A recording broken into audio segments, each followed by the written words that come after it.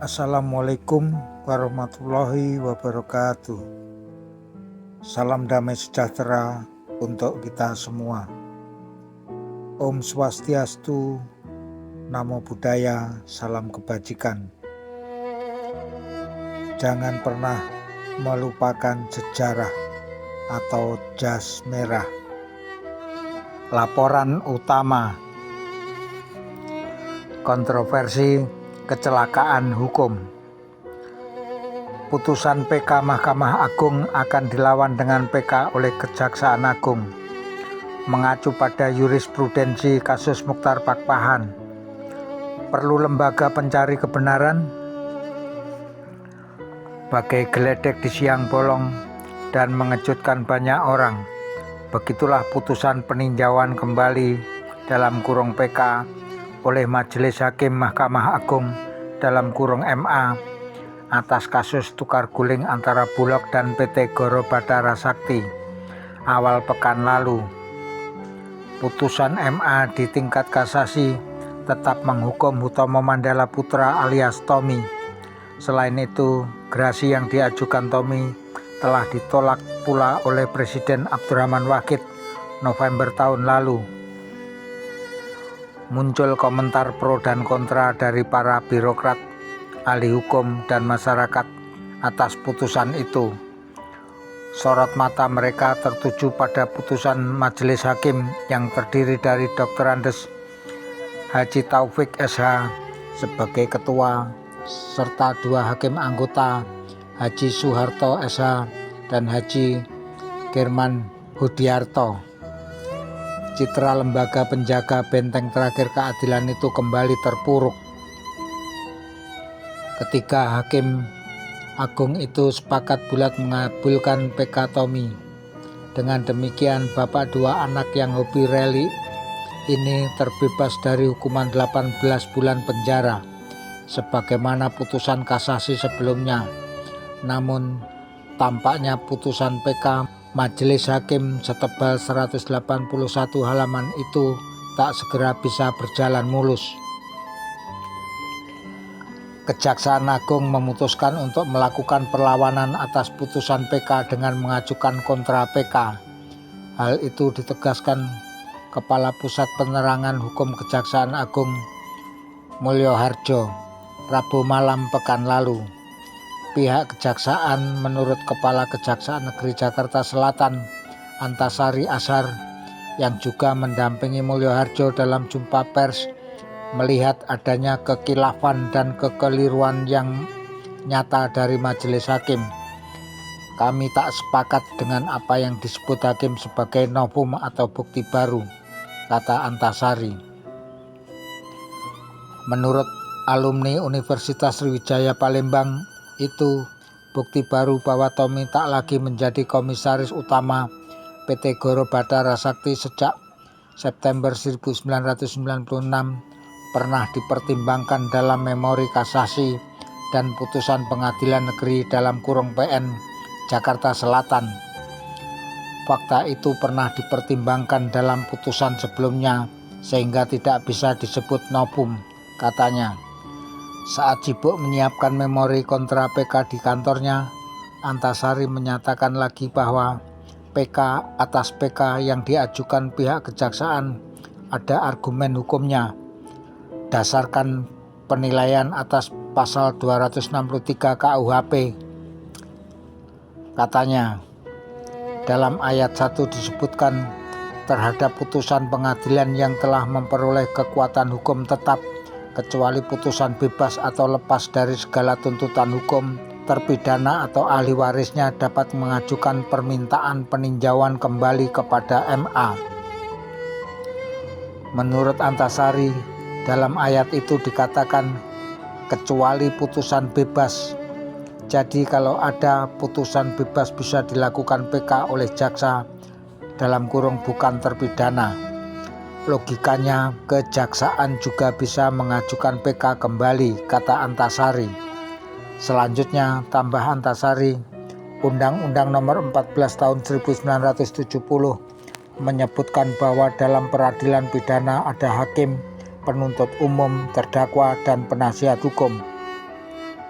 Nah, terdakwa diberi kesempatan kembali mengajukan banding kecuali untuk putusan bebas. Jadi kalau ada putusan bebas, pihak lain diberi kesempatan sama untuk mengajukan banding. Pihak lain itu selain terdakwa ya penuntut umum dan penasihat hukum katanya. Dan upaya kontra PK itu menurut Antasari pernah diajukan Mochtar Pakpahan dan dipertimbangkan oleh MA.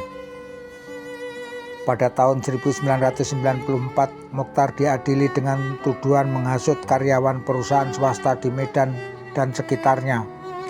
Hakim PN Medan memvonisnya 3 tahun penjara. Tokoh buruh itu pun melakukan upaya banding. Pengadilan tinggi justru memperberat hukuman menjadi 4 tahun penjara. Vonis ini tak memuaskan Mochtar sehingga ia mengajukan kasasi. Nah, di tingkat kasasi ini pada 29 September 1995, Hakim Agung Adi Andoyo membebaskan Mochtar. Putusan kasasi itu sudah benar, karena waktu kerusuhan saya sedang diperiksa oleh aparat polisi di Semarang. Jadi, mana mungkin menghasut, kata Mochtar. Ia pun bebas, namun pihak kejaksaan tidak rela. Kepala Kejaksaan Negeri Medan waktu itu, Hafid Abdul Latif, mengajukan PK.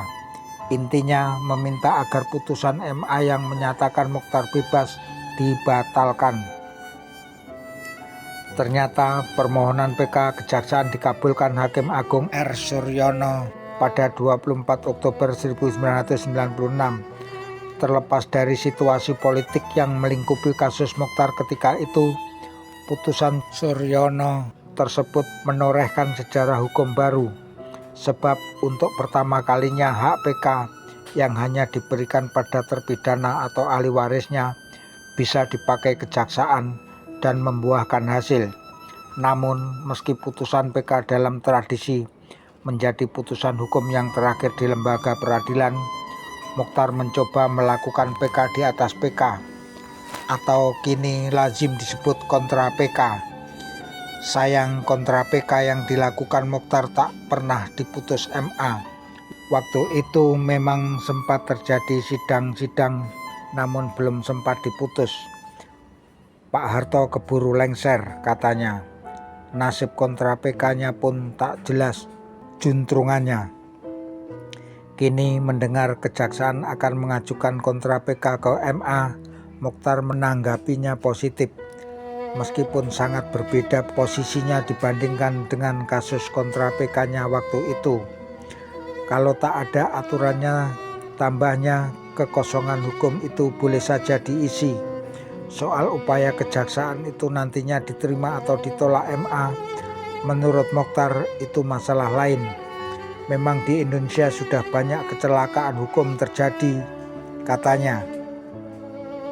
Mantan Hakim Agung Sunu Wahadi, anggota Majelis Hakim yang memeriksa berkas Tommy di tingkat kasasi, melihat kontra PK yang ditempuh kejaksaan tak lazim.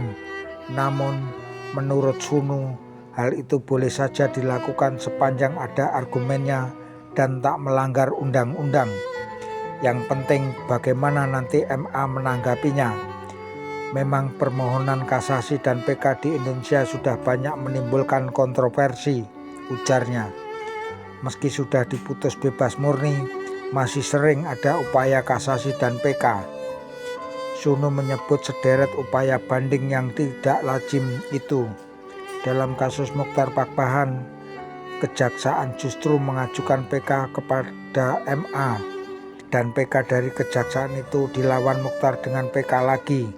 Kemudian dalam kasus Kedungombo, pemerintah daerah Jawa Tengah mengajukan PK ke MA atas putusan kasasi MA yang telah memenangkan warga sekitar Waduk Kedungombo.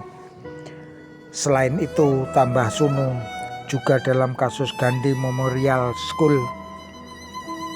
Waktu itu, Ketua Muda MA Bidang Hukum Pidana Umum Adi Andoyo pernah meminta Kejaksaan Negeri Jakarta Pusat mengajukan PK atas putusan kasasi yang membebaskan Paswani Ram Gulumal. Namun tak pelak upaya kontra PK itu mendapat komentar kritis dari berbagai pihak. Salah satu pengacara Tommy, Nudirman Munir, misalnya menilai kontra PK akan mengacaukan kepastian hukum.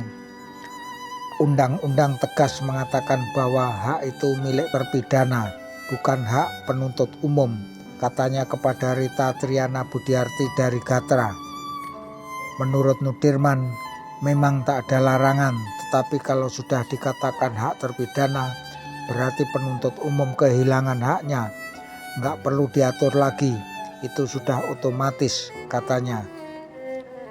Guru Besar Hukum Pidana Universitas Indonesia, Lobi Lukman, juga tak sependapat kalau kejaksaan mengajukan kontra PK. Menurut Lobi, PK adalah upaya hukum di luar kebiasaan dan bukan kelanjutan kasasi. Selain itu, berdasar KUHP, PK diberikan kepada terdakwa dan ahli warisnya, bukan untuk kejaksaan. PK pun baru bisa diajukan kalau ada novum atau ada kesalahan penerapan yang nyata-nyata dilakukan hakim sebelumnya. Jadi, kejaksaan tak bisa mengajukan PK. Lubi menegaskan, hal ini menurut Lubi sudah pernah menjadi masalah dalam kasus Muchtar Pakpahan. Waktu itu kejaksaan mengajukan PK, padahal Muchtar sudah dibebaskan. Mestinya PK dari pihak kejaksaan waktu itu tak perlu dilakukan, katanya.